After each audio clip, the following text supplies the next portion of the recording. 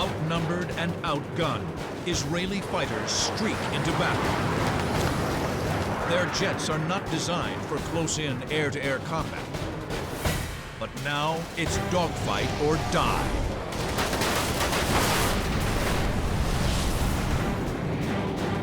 Winning and living depends on superior flying and sheer guts.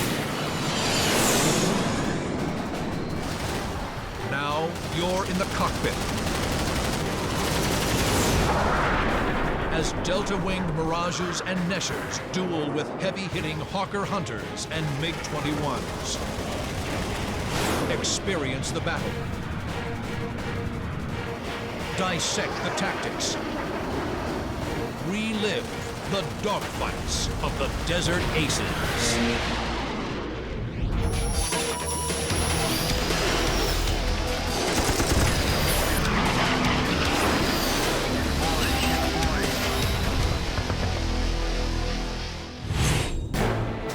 November 13, 1966. Two Israeli Mirage III fighters shatter the dawn silence as they streak towards the Jordanian border. Hostile aircraft are firing on Israeli troops. The Mirages are flying to the rescue. Within minutes, the two delta-wing Mirages arrive in the hot zone. The Israelis immediately identify the distinctive swept wings of Jordanian Hawker Hunters. The Jordanians had a very good aircraft produced by Britain called the Hawker Hunter. Now, those airplanes did not have the power and speed of the Mirage, but they could be very effective dogfight aircraft. Another pair of 119 Squadron Mirages joins up, but the Israelis are still outnumbered. 4 Mirages against 8 heavily armed Hunters. The Mirages are here. The Hunters are here, attacking Israeli ground forces. The Israelis quickly roll into the attack from 5,000 feet. The adversaries merge into a World War I-style melee at jet speeds. Major Ran Ronan, 119 Squadron CO, leads the attack. It was our first fight against the Jordanians and the Hunters. It was a very tough fight. Turning and twisting with maximum effort, the Israelis fail to get a clean shot. What was a surprise, they reacted, and maneuvered better than I thought.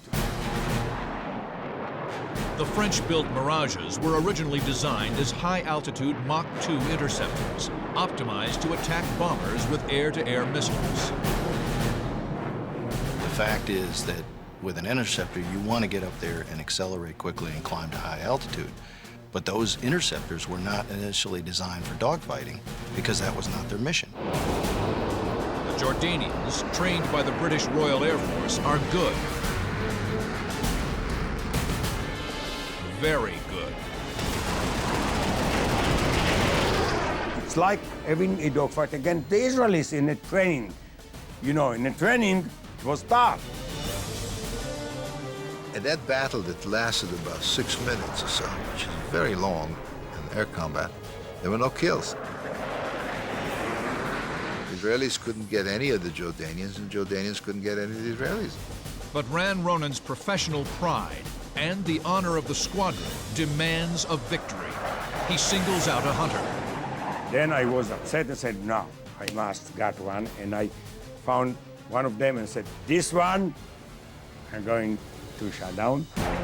Ronan slips behind his intended victim and manages to track him in his gun sight. His finger is poised on the trigger. Suddenly, the Hunter breaks.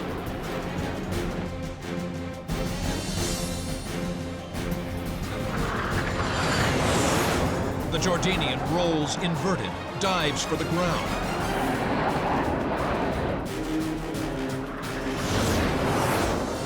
He desperately tries to shake the Grim Reaper off his tail.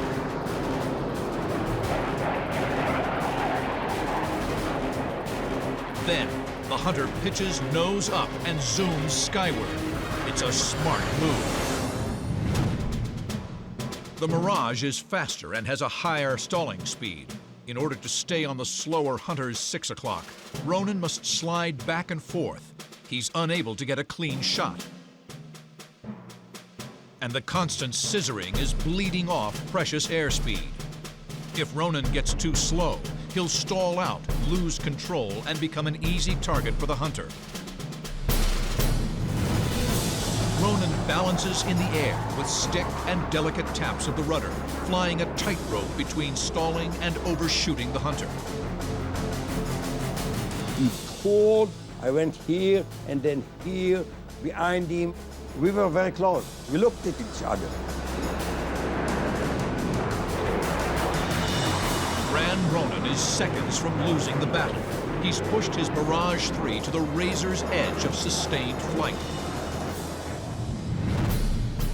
When the Israelis acquired the Mirage III in 1962, they knew it wasn't built to dogfight, but it was the most advanced fighter they could get their hands on. There were few countries willing to supply arms to the Jewish state. The Mirage had a strong, streamlined airframe, and at Israel's insistence, 2 30mm cannon.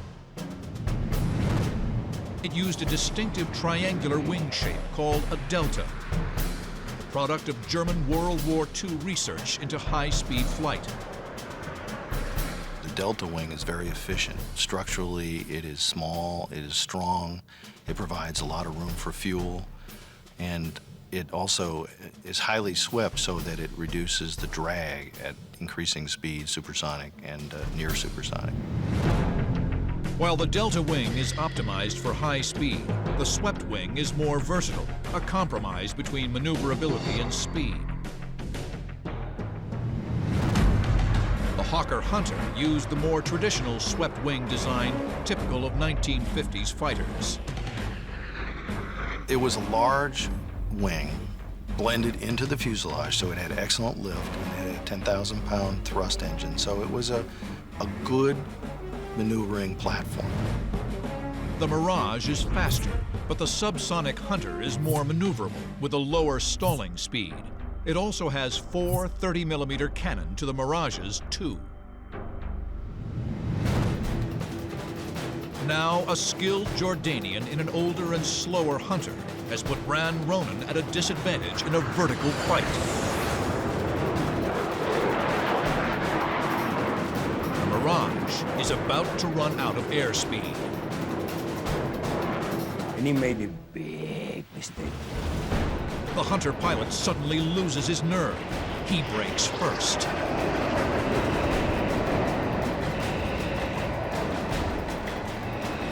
This is what fighter pilots wait for, the other people's mistake. Now, Ronan seizes the moment. He drops behind the Hunter. But before Ronan can get off a shot, the Jordanian dives for the ground and ducks into the hills. The escape route towards the east would have taken him away, and he didn't think the Israelis were a bit crazy to follow him in that canyon. But he didn't know Ronan. He was crazy. He was determined to get him, and he followed him into the canyon. The Hunter skims over the earth at over 500 knots, leaving a wake of dust and kerosene fumes. His only hope is to drive Ronan into the ground or into the canyon wall. I never saw such a low-level flight like this Hunter, you know, at the bottom of the canyon. Never. There was a lot of turning, but he couldn't put the peeper on him and shoot him. He had to be approximately 15 feet below him in order to shoot. He couldn't be at the same level as he was. The 30mm cannon arcing trajectory requires that the Mirage be angled slightly up at the target. I couldn't go 2 meters down to put my gun sight on him. It's amazing. I was 250 meters behind him all the time. For 2.5 minutes, the roar of jets echoes through the hills. The Hunter pilot maneuvers confidently through the canyon. Behind his oxygen mask, sweat streams down Ronan's face and pools under his chin. The sound of his own heavy breathing fills his helmet. His frustration mounts. It looks like the Jordanian is going to make it. Suddenly, everything changes. Ronan got lucky. And there was a little hill inside that canyon. The Hunter raises its nose. Ronan nearly shouts for joy.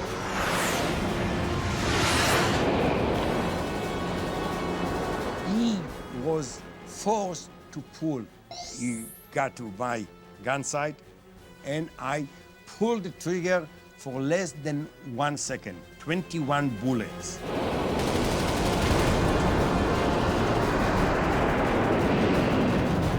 .30mm high explosive rounds impact with deadly efficiency. The tail of the Hunter begins to disintegrate. But the airplane stubbornly flies on. Ronan stares down at his handiwork. What happened next haunts him to this day. The aeroplane turned to the left 90 degrees. Then he ejected and crashed to the wall of the canyon.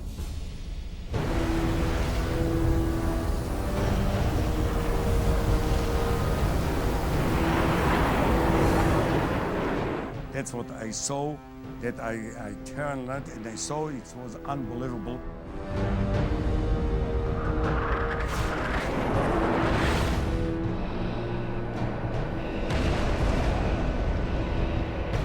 Splash one Hunter. Ronan has his first kill. But his opponent had fought like a lion. I was happy that I was the one who landed safely. On the other hand, after such a fight of 8.5 minutes, the way he did it, leave aside that it's enemies, leave aside as a fighter pilot, as a colleague, I felt that he would have, deserved to eject safely. Half a year later, Ran Ronan and his fellow Israeli pilots make history during the Six-Day War in June 1967, destroying the combined air forces of 3 Arab countries in a matter of hours. Nevertheless, the Mirage III becomes an icon of jet-age combat. The cream of Israeli fighter pilots show that it's not so much the airplane, but the man in the cockpit that makes the critical difference. The lightning war over the desert also marks the first dogfight for one novice Israeli pilot, who is destined to earn the title of the world's top-scoring jet ace.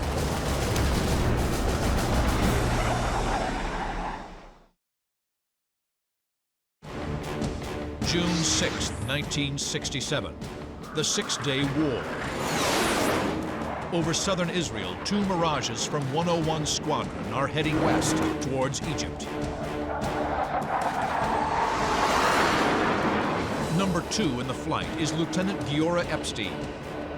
He only has 3 combat missions in the Mirage and no kills. But he is destined to become the world's top-scoring jet ace. Epstein and his leader are on the prowl for Egyptian aircraft. And we start turning above at 20,000 feet, and suddenly I see 2 aeroplanes pulling behind us, but I see it's Mirages. Fighter pilots are territorial, especially when it comes to their hunting grounds. So I told them, hey, we are friends, leave us alone. And suddenly I see that they split us down, and when I look where their noses pointed, I see 3 Sukhoi 7s. The Russian-built Sukhoi is a big and heavy swept-wing fighter, very effective in the ground attack role. Even so, its 16,000-pound thrust engine can push the Su-7 near supersonic on the deck. Epstein is here. The two interloping Mirages are here, diving on the three Su-7s. But another pair of Mirages is already giving chase. The 7 jets form up into a bizarre, deadly procession. There was one Sukhoi, one Mirage, one Sukhoi, one Mirage, and at the side, Sukhoi and Mirage. And everybody started shooting together. 30mm cannon tracers rip through the sky.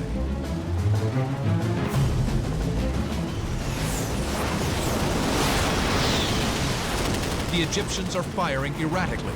The Mirages are untouched. Epstein watches as first one, then another Sukhoi falls to Mirage cannon fire.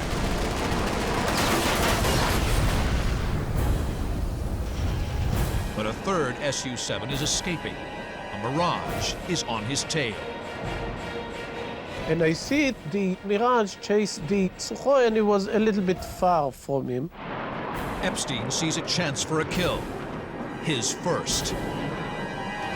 He hurtles earthward, chasing the Sukhoi at near Mach 1.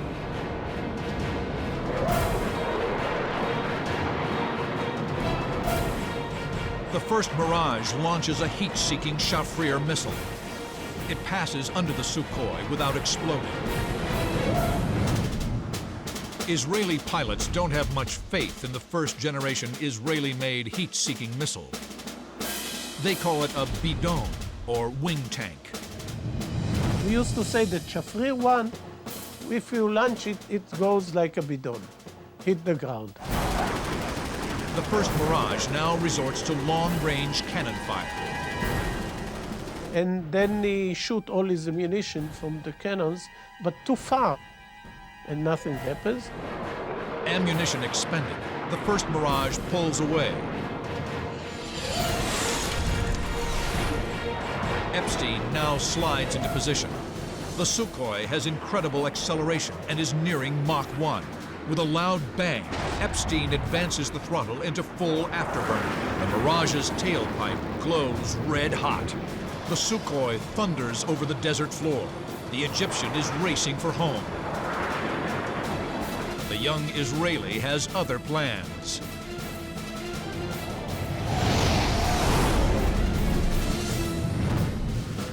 The career path that would make Giora Epstein a master of jet combat was unconventional, even by Israeli standards.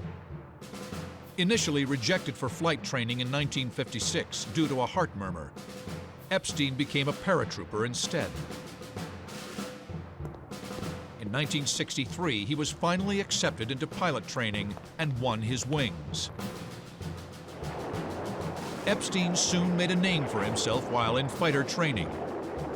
Every fighter pilot, both new and experienced, hones his combat skills through the practice dogfight. On one such flight, he's pitted against his squadron commander. Epstein accidentally goes into a spin. Now, I was free-fall paratroopers, and I have about 500 jumps at that time, so I feel in the air very comfortable. It didn't mean to mean anything that I'm a spin, because I made spins without aeroplanes very easily in the air. But Epstein's CO sees impending disaster. But he was getting panic, and he shouted at me, "You are the right turn, no, left turn, no, right turn, left turn, do that and do this." At the end, I have to tell him, "Please, shut up. You just make it harder for me."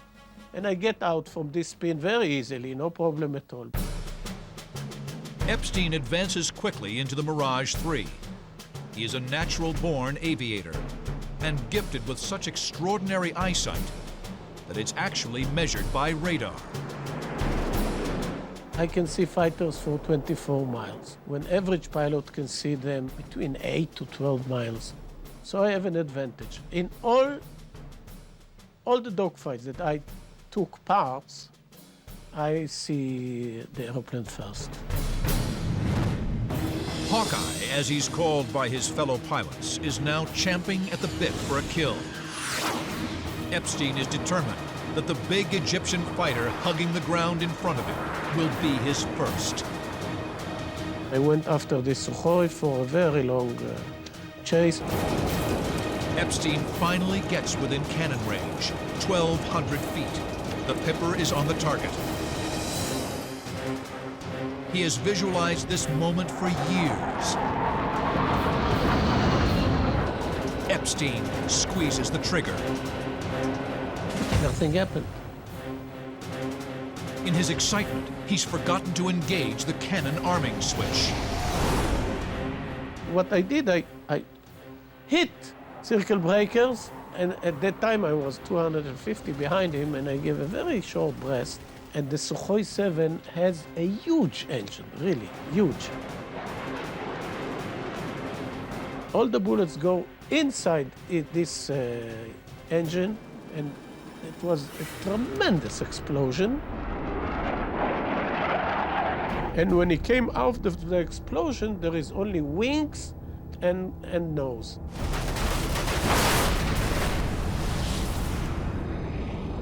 And this little aeroplane that left make the smallest loop I ever seen in my life.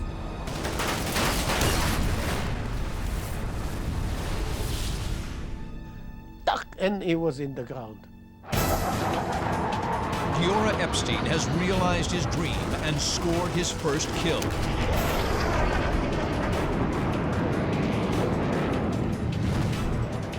Six years later, he's at war again, pushing his fighting skills to the limit during one incredible day over the desert.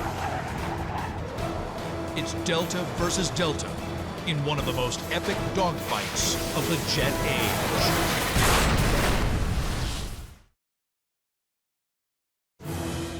October 20th, 1973. The Yom Kippur War. Giora Epstein leads a four-ship of Delta Wing fighters to the Suez Canal. He's flying an Israeli-built Nesher, a copy of the French Mirage III. Radar control has ordered Epstein, by now an experienced flight leader and double ace, to 20,000 feet. Egyptian aircraft have been picked up inbound. When we came to the canal, we didn't see anything. And he said that he sees something that comes from the south. So I looked there, and I see a pair of MiG-21s come from the south. And when they are nearly facing us, a few miles, they turn to the west and start going to Egypt. Epstein and his flight are here. The MiG-21s here. The Israelis drop their tanks and give chase, going to full afterburner.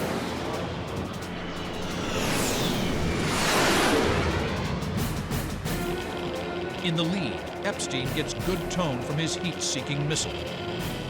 And at that time, in the Yom Kippur War, we have good missiles. We have the Shafrir II and the M9D. So I launched the missile, and I got a hit, and the number 2 of this pair explode and goes down.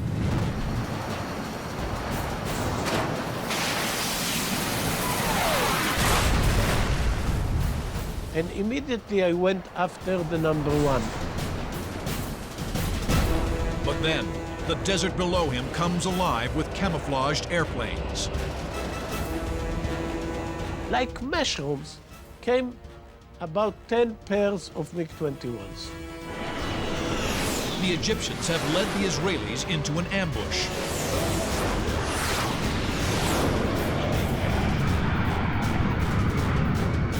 Giora Epstein is about to put the Nesher to the ultimate test.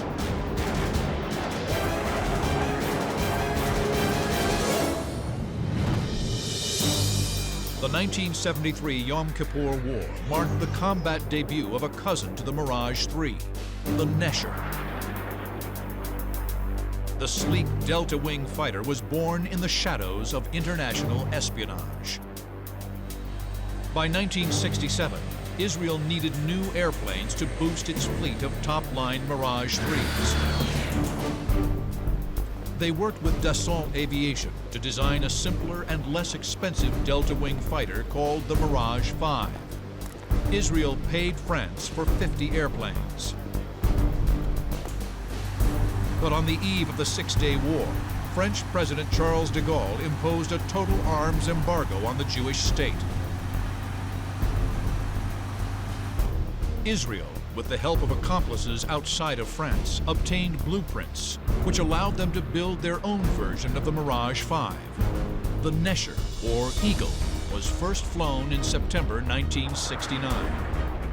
The Nesher was really a Mirage III that was optimized more toward the ground attack solution than the air-to-air combat. The characteristics of the Nesher/Mirage V were more in the multi-mission mode versus air combat or intercept. Although the Mirage III was lighter and more agile, the Nesher carried nearly 1,000 pounds more fuel without external tanks. The slight loss in maneuverability due to the extra weight was more than compensated for by the Nesher's longer legs and extended time on station. Attributes that would prove critical to Giora Epstein in his fight against a swarm of Russian-built MiG-21s. The MiG-21 was the standard daytime fighter of the Soviet bloc. The Mach 2 capable Delta Wing fighter was widely exported. Since 1962, it was supplied in great numbers to the Arab states. One of the major differences between the MiG-21 and the Nesher is the tail. The Nesher uses a tailless Delta configuration, typical of Western Delta Wing fighters. But the Soviets gave the MiG-21 a conventional tail, which in their opinion provided better pitch or up and down control. In this duel of Delta Wing fighters, the airplanes are almost equally matched. It is the pilot that makes the critical difference. Epstein will rely on his exceptional skill and warrior spirit to make it through one of the most famous dogfights ever fought in Middle Eastern skies.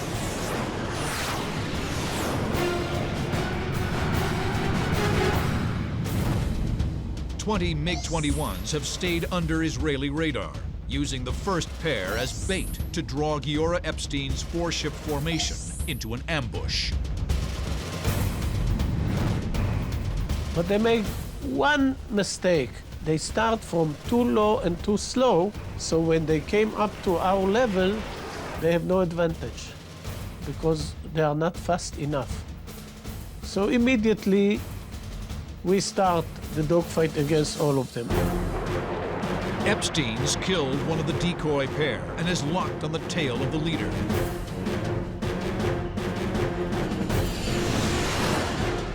For me, it's about 4 minutes, maybe more, of chasing this guy. I was behind him all the time, but there is no way I can put my nose on him to shoot him down because he fly, like in Hebrew we say meshugener, like a crazy guy. He was doing loops, he was doing brakes, he was doing split S's, he was doing everything in the book, and he tried to shake him off. While Epstein pursues his own MiG, the remainder of his flight has dissolved into a fluid state of mutual awareness. Dogfighting within what Giora Epstein calls the bowl. During the dogfight, inside this bowl, there are incidentally meetings. Sometimes you are going after a MiG and you see one of your friends there and you see a MiG up there. So you told him, look left, up. He say, okay, and he goes. Sometimes you see somebody that a MiG come after him and you told him to brake. Epstein glances away from the wildly jinking MiG and spots his number 2. Epstein is here. His wingman is here, chasing down another Egyptian. The wingman fires a missile. The MiG explodes. But the missile's exhaust plume is sucked into the Nesher's air intake, disrupting the airflow and causing the engine to cut out.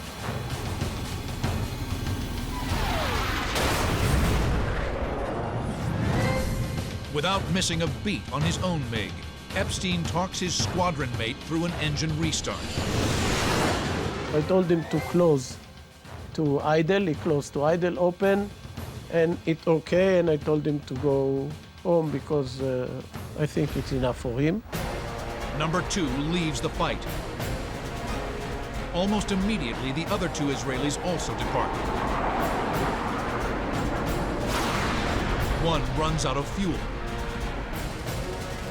The other has chased a MiG out of the bowl.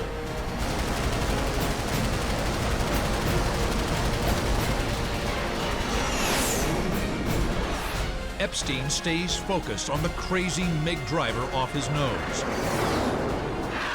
But now, he's alone in the bowl, with 11 MiG-21s out for blood.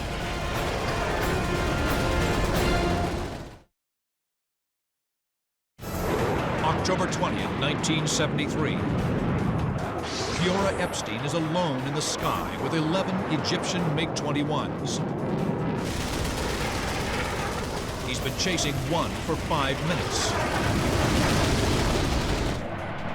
As the turning MiG bleeds off energy, the chase has been driven lower and lower. All the time, he maneuvered so hard that he lost speed and height. They ended down about 3,000 feet. And that crazy Egyptian pilot started doing the craziest thing of all this maneuver, and that's a split S at 3,000 feet. The Egyptian is desperate. He'll attempt a diving reversal called a split S. It's supposed to take 6,500 feet to do this maneuver in a MiG-21. Epstein can't believe his eyes as the MiG rolls inverted and pulls down. And I didn't go after him because I think it's too low, and I think he will crash. He waits for the fireball.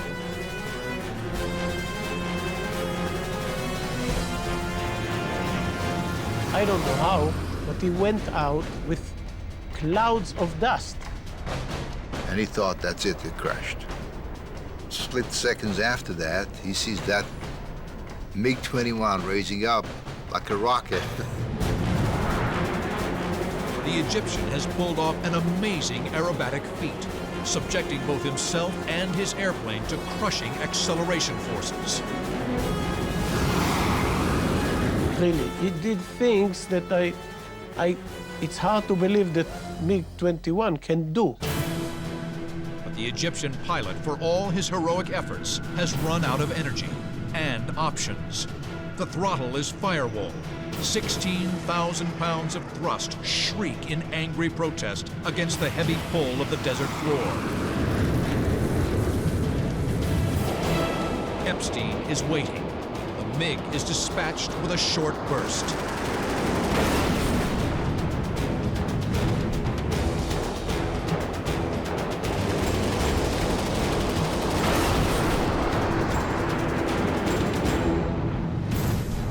Quick look over his shoulder. Another MiG closing on his tail.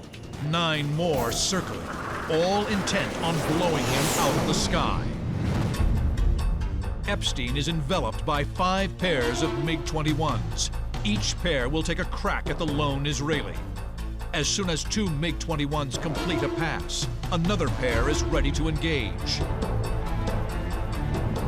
I was on the defense all the time.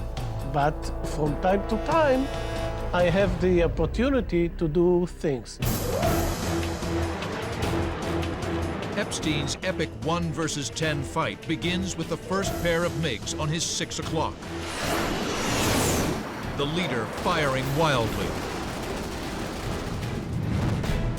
Epstein will brake hard left, forcing the MiGs to overshoot.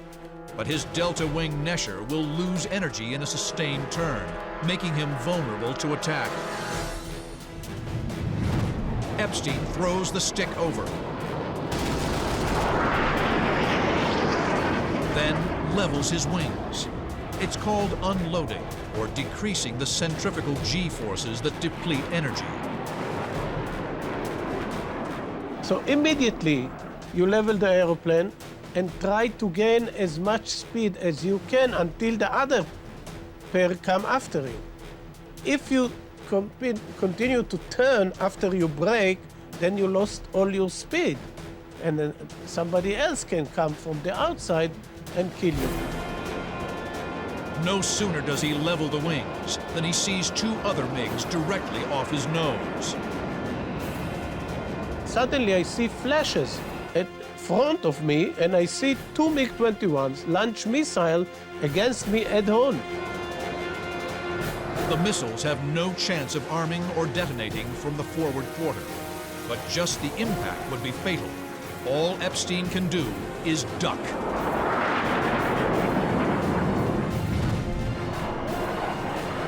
The missiles and MiGs pass right over his canopy.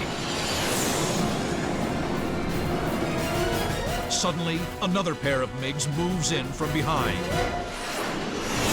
The fact is, and which is lucky thing, is that on your 6 o'clock, there is a place for only one aeroplane. So they can be 20 or 100 or 1,000. Behind you can be only one aeroplane. Only those who are behind you can kill you. This time, Epstein has a precious few seconds to go on the offense. He'll bank sharply, pop the brakes, lift the nose, and barrel roll smoothly onto the trailing MiG 6 o'clock.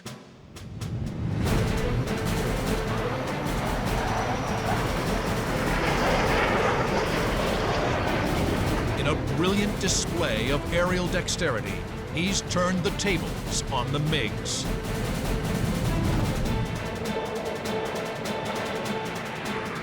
Epstein was a master of managing energies. And he always knew what his potential energy is at every spot, and he calculated it, he knew where he's going. I mean, he was good at that. A short burst of 30mm cannon fire. Then a huge fireball.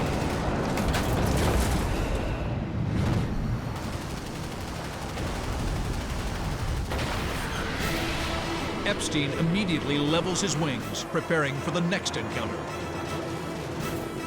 The last pair of MiGs move in for the kill.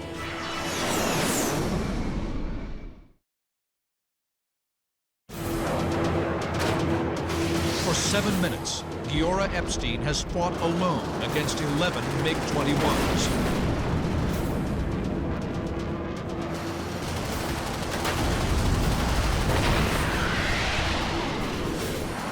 The last two are moving into position on his tail. There are less and less MiGs until there is only one pair behind me. Epstein will sense when the MiGs are about to fire, then brake hard at the last moment, forcing an overshoot. Then he will reverse sharply, bringing his guns to bear. Epstein brakes. The MiGs flash by, then try bugging out by pulling into a steep climb. Exactly as planned, Epstein reverses sharply, levels, gains some speed, then climbs in pursuit. He lines up the rear of the pair in his gun sight.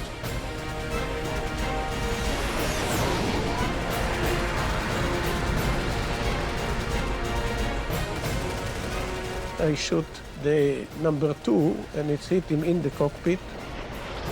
There was no explosion and no smoke, nothing, and it just went all the way down to the ground.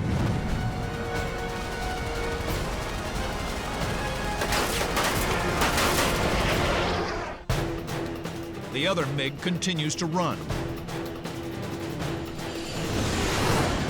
Epstein brings his nose to bear and acquires good tone from his remaining heat-seeking missile. I launched my second missile, which unfortunately went like a bidon. The missile falls away from the underwing pylon. Epstein has the cannon ammunition, but not enough fuel for a chase. It would have been his 5th kill for the day.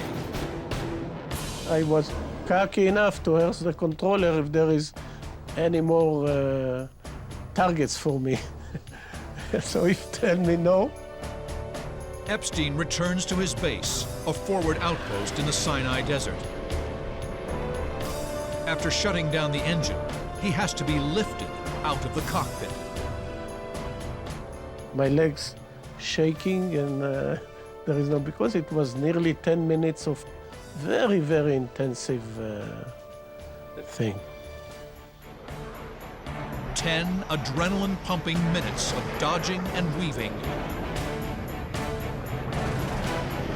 rolling and reversing, pulling maximum positive and negative G. I spoke to him many times. I said, "What make you stay there?" He says, "It didn't even occur to me to leave. There's no such a question. I mean, I had the ammunition, I had fuel. Why should I go anywhere? There are targets out there. I got to complete my job." He believed it was unthinkable to leave the battle, and that's what made him a fierce warrior. 4 days later, on October 24th, Epstein is back in the air. He shoots down 3 more MiG-21s. The Yom Kippur War ends the same day. Epstein stayed in Delta Wing fighters, moving from the Nesher into the follow-on Kafir, the last true Delta flown by the Israelis. In 1988, at age 50, he transitioned into the next generation fighter aircraft, the F-16. The Nets, or Hawk as it's called in Israel, represents a quantum leap in fighter aircraft technology.